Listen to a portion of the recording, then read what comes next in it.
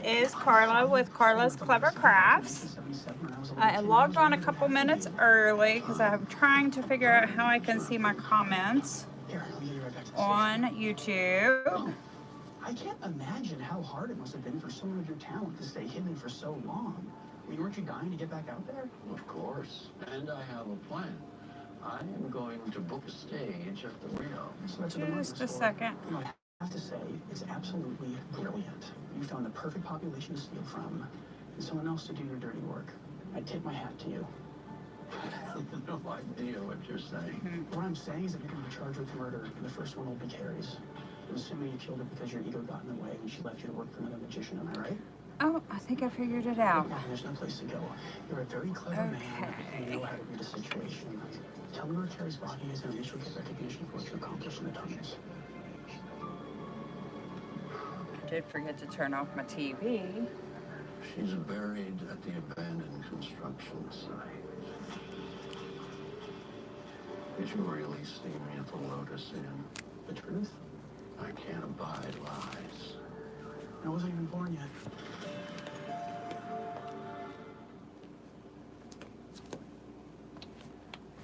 Okay, sorry about that.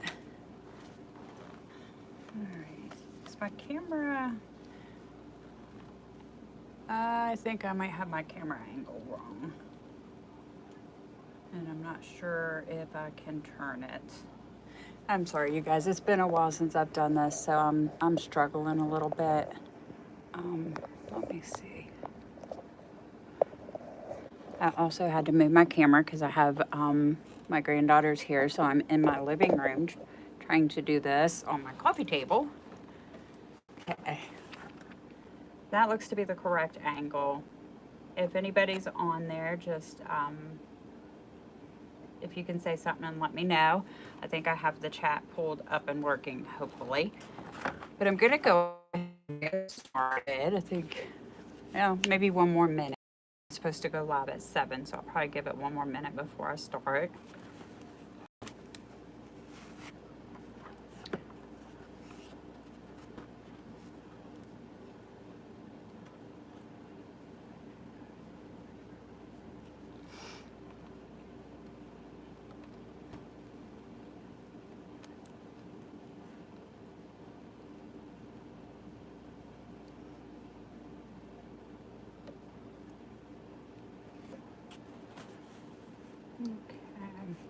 All right, I'm going to go ahead and get started because when this is available for replay, I don't want people waiting for me to get started. So what I'm doing tonight, I'm going to, I have this Nightmare Before Christmas Jack Skellington plush. He's about, I think, 12, 13 inches tall, and he is wired. So we can shape him and bend his legs and things. So I'm going to use him. He's going to be the main feature on our wreath. And I'm using a 14-inch Dollar Tree frame.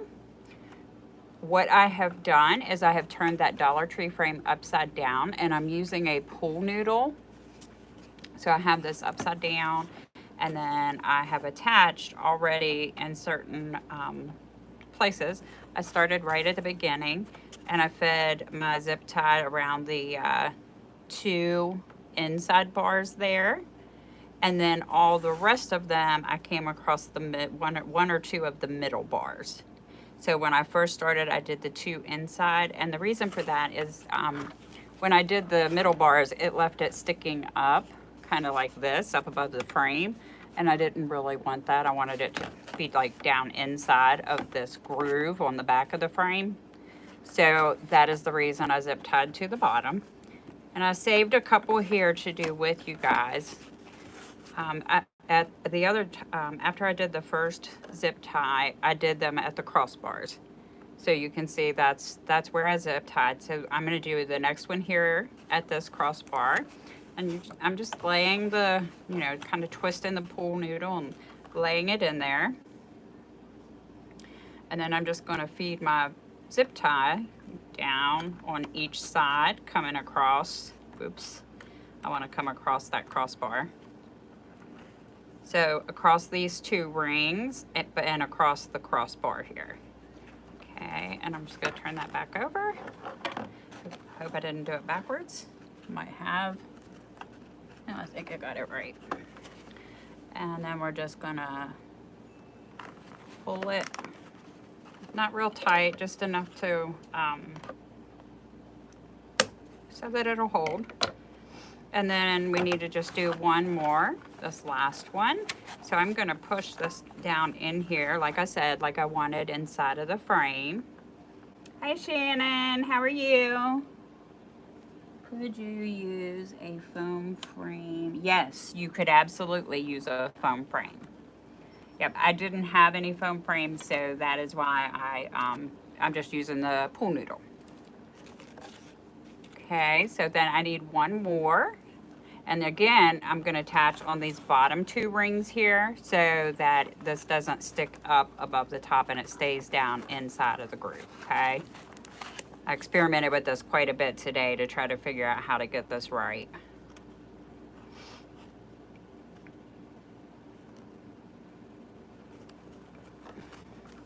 And sometimes when I'm feeding my zip ties too, I have to kind of push in on the pool noodle because it's such a tight fit.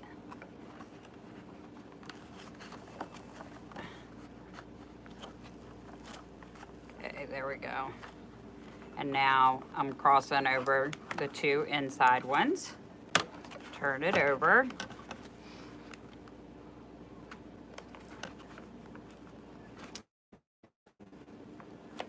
And just make sure I got that pushed down in there like I want it, and just slightly pull it. Okay, and so now I have a foam base. This is going to be a combination of, I'm going to be using florals and mesh, and I decided I really wanted to do something unique and different, so we're going to be experimenting and doing all kinds of stuff with this. Shannon, is the camera angle right, or do I need to change something on that? Can you see okay?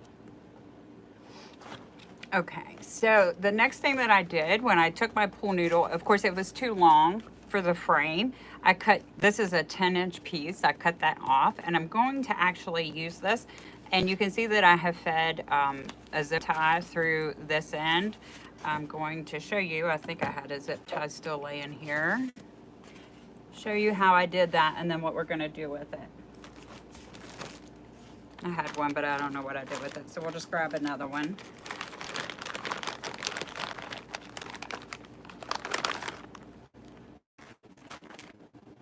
Okay, so all I did was take the, you see, okay, okay, thank you, and poke down through. I came in a little bit. I didn't want to get too close to the edge because I'm afraid the foam will tear. So I came in, it's probably about between 1.5 inches, 2 inches, and I'm just poking it down through there, and I'm going to angle it and pull it out the end here, just sticking my finger down in there to help guide it. And as I push it through, it will feed through the end. Okay. And I'm gonna make this where it meets the top of my wreath. Pull these up, because I'm gonna need these to be up. I'll show you how I did those pipe cleaners too. And I think we still need, I saved one to add with you. Okay, so what I'm gonna do is I'm gonna use these zip ties and I'm gonna push this down inside, and I wanna pull it down a little bit because I measured with, of course I got it crooked. Okay, I measured with Jack, and his feet, you know, if I pull it down a little bit, he's really pretty close to being centered. So we're gonna sit him on there. And I just want to pull this down snug before I zip tie it. Now let's hope I can zip tie it. Oh, you know what? That's going to be too short. But we got to fix for that.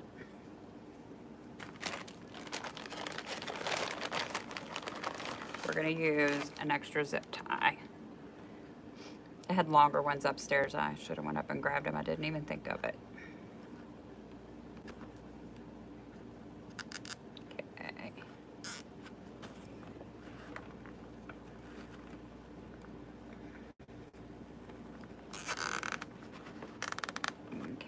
And again, I don't want to pull too tight. I just want it to be enough to hold because I don't want to rip my foam.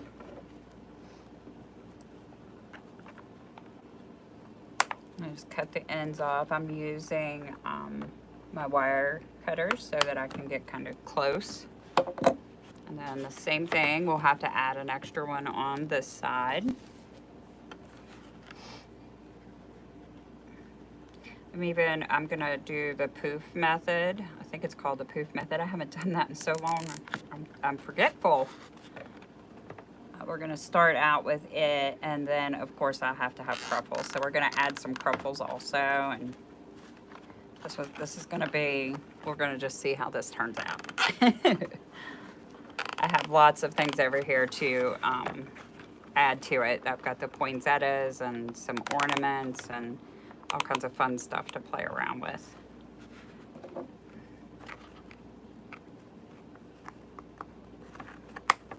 I'll slide this up just a little bit so that it's kind of straight out.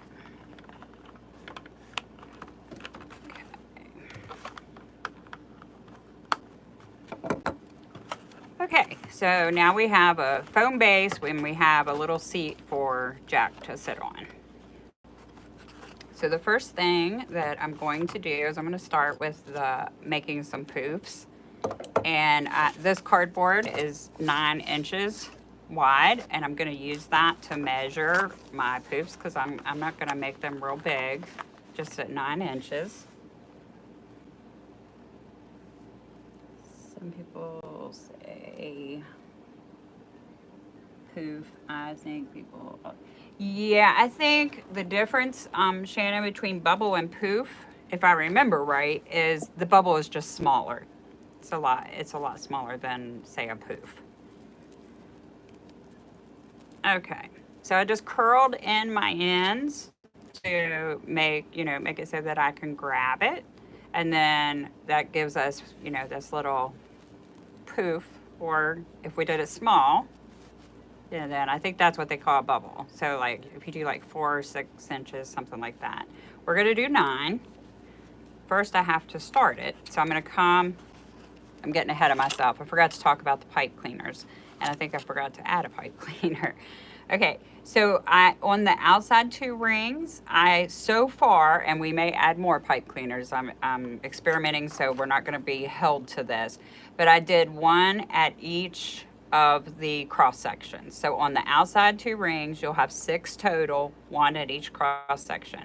Then I came to the inside 2 rings, and I have 1 just about in the middle of the 2 bars. So in the middle of the 2 crossbars, just put 1 in each section. So you're gonna have 6 on the outside and 6 on the inside. This is where I needed to add another one.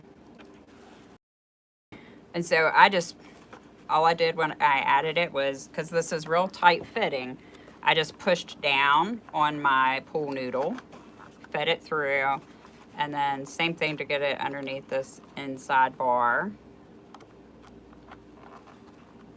You could actually even probably put these on before you put the pool noodle on, but I had already started attaching that when I was experimenting, so I just left it. And then I just give it a couple twists like I do when I normally wire my frames. Okay. Now, we're gonna roll in the sides of the mesh and make it so that we can have a little tail to grab a hold of.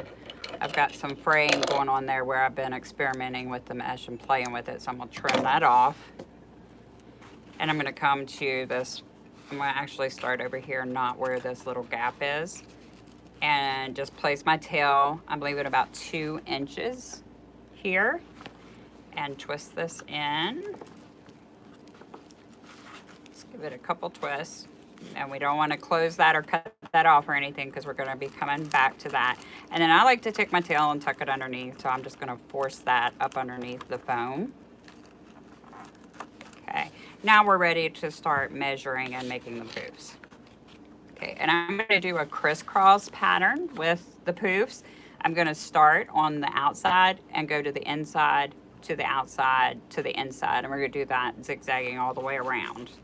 Okay, so I'm going to start my 9-inch measurement right where my pipe cleaner is, and just keep these outside edges curled under as I go, and pull it back.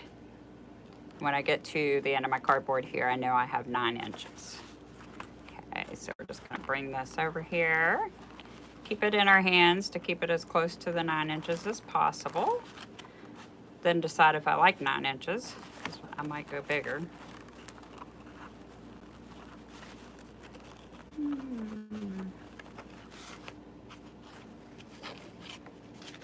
Maybe I'll go 10 or more. Let's rethink this. Not sure that I like how short that is.